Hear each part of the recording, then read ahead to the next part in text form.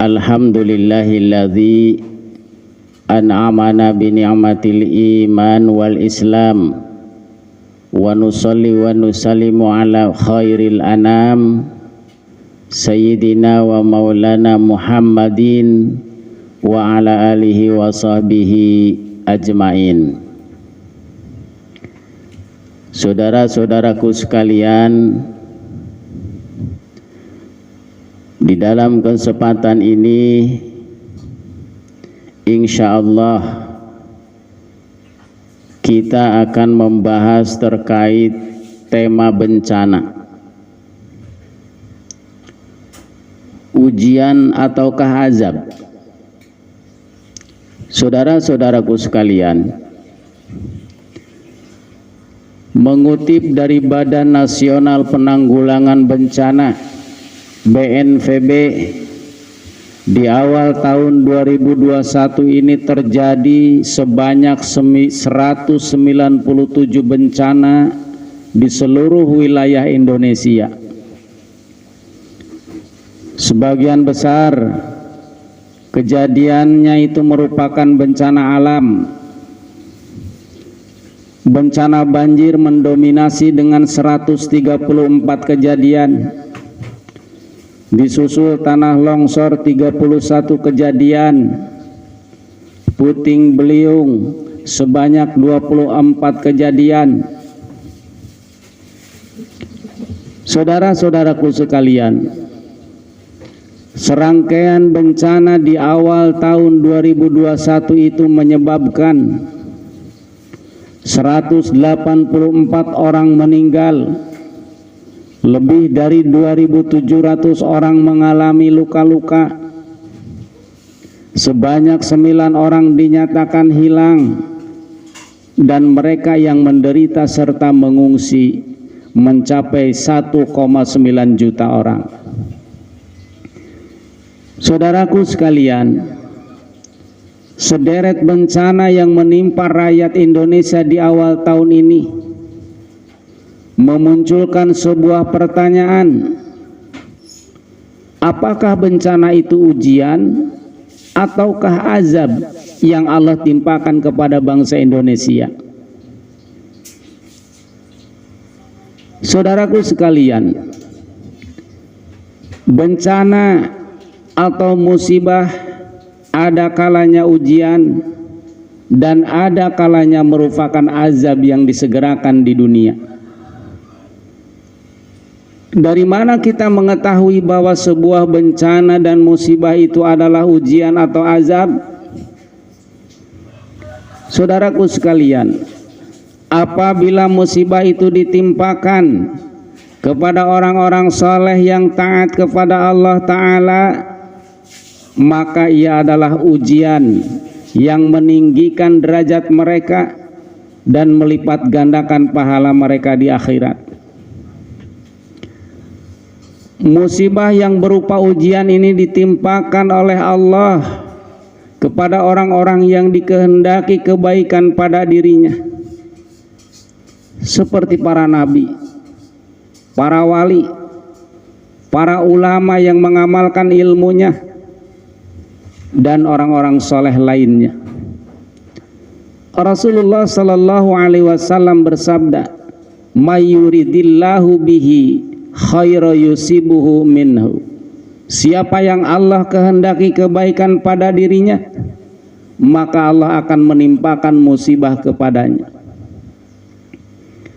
Saudara-saudaraku sekalian, dari hadis ini dapat dipahami bahwa seseorang yang dikehendaki kebaikan dan derajat yang tinggi pada dirinya, maka Allah melindunginya dari musibah agama dan menimpakan berbagai musibah dunia pada dirinya, anaknya, hartanya, atau orang yang ia cintai.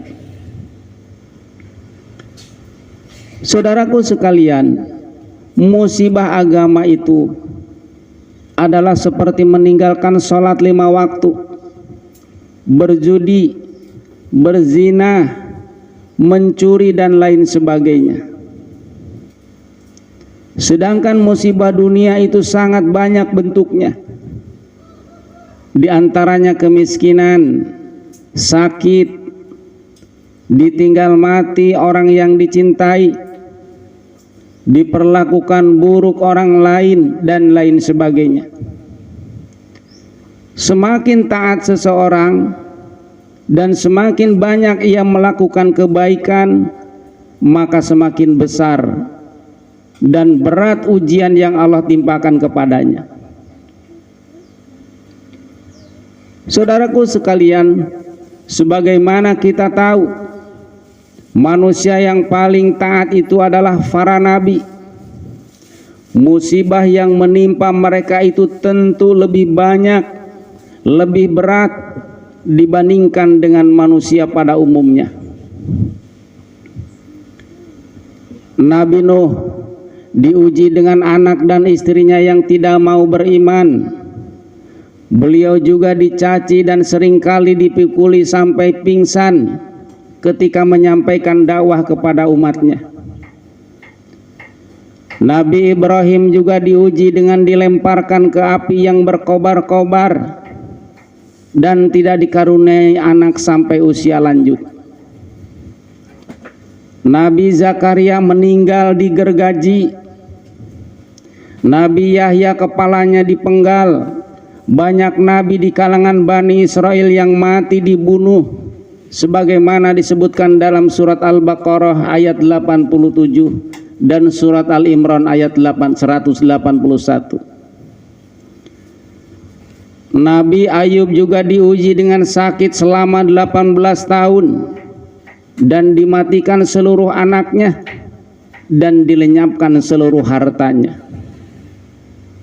Saudaraku sekalian, belum lagi Nabi Muhammad diuji dengan cacian dari kaumnya, dijatuhkan kotoran dan jeroan unta pada kepala dan badannya saat sujud, dilempari batu sampai berdarah, ditinggal mati oleh istri tercintanya, ditinggal mati oleh putranya saat masih bayi, meninggalkan kampung halaman sangat beliau dicintai, lalu mengalami demam tinggi 2 kali lipat dari demam paling tinggi yang dialami manusia pada umumnya, dan lain sebagainya. Oleh karenanya, baginda Nabi Shallallahu Alaihi Wasallam itu bersabda, asyadun nas bala'an anbiya'u summal amsal fal amsal yubtalar rajul ala hasabi dini, yang artinya manusia yang paling berat musibahnya itu adalah para nabi, kemudian orang-orang yang di bawah derajat mereka, kemudian orang-orang yang di bawah derajat mereka, seseorang diuji berdasarkan sekuat apa ia pegang teguh terhadap agamanya. Dalam hadis lain Rasul pun bersabda, inna idhamal jazai ma'a idhamil bala wa innallaha idza ahabba qauman talahum famaradiya falahu rada wa man syahita falahu sukhata. Sesungguhnya pahala yang besar didapatkan melalui musibah yang besar pula. Apabila Allah Ta'ala mencintai suatu kaum, maka Allah akan menimpakan musibah kepada mereka. Barang siapa yang ridha, maka Allah meridainya, dan barang siapa yang tidak ridha, maka Allah murka kepadanya. Saudara-saudaraku sekalian, sedangkan bencana dan musibah yang merupakan azab adalah yang ditimpakan kepada para pelaku dosa dan maksiat. Allah Subhanahu wa taala berfirman, "Wa ma asabakum mim musibatin fabima kasabat aydikum wa ya'fu an katsir." Dan musibah apapun yang menimpa kalian adalah disebabkan oleh perbuatan dosa kalian sendiri. dan Allah memaafkan banyak dari kesalahan-kesalahan kalian. Saudaraku sekalian, Imam Al-Tabari menafsirkan ayat ini dengan mengatakan, bencana dan musibah yang menimpa kalian di dunia, wahai manusia, baik pada diri, keluarga, dan harta kalian, tiada lain adalah azab dari Allah Subhanahu wa ta'ala kepada kalian yang disebabkan dosa-dosa yang kalian lakukan kepada sesama kalian dan dosa yang kalian perbuat kepada Allah. Dan Allah mengampuni banyak dosa kalian yang lain sehingga tidak menurunkan azab yang lain kepada kalian. Saudara-saudaraku sekalian, di dalam sebuah hadis lain Rasulullah Sallallahu Alaihi Wasallam bersabda yang maknanya, jika Allah menghendaki kebaikan pada hambanya, maka Allah menyegerakan baginya azab di dunia, dan jika Allah menghendaki keburukan pada hambanya, maka Allah menahan azab kepadanya di dunia, meski ia terus berbuat dosa, sehingga azab itu akan ditimpakan kepadanya pada hari kiamat. Saudara-saudaraku sekalian, kemudian yang penting sekali untuk diperhatikan bahwa ada sebuah hadis yang berbunyi, innan nas idza ra'aul munkar falam yughayyiruhu yushiku ay ya'ummahumullahu bi'iqab. Sesungguhnya manusia apabila mengetahui kemunkaran lalu mereka tidak mau mengubahnya, maka hampir saja atau tunggulah saatnya Allah akan mengazab mereka seluruhnya. Hadis riwayat Ibnu Hibban. Saudara-saudaraku sekalian, hadis ini memberikan pemahaman kepada kita bahwa jika di suatu daerah terdapat kemunkaran yang merajalela dilakukan, akan tetapi tidak ada satupun yang mengubahnya dengan amar ma'ruf dan nahi munkar, maka azab Allah akan menimpa mereka semua. Saudara-saudaraku sekalian, azab Allah tidak hanya dikenakan kepada mereka yang berbuat kemunkaran, tapi juga ditimpakan kepada orang-orang saleh yang enggan beramar ma'ruf bernahi munkar dengan mencegah kemunkaran tersebut.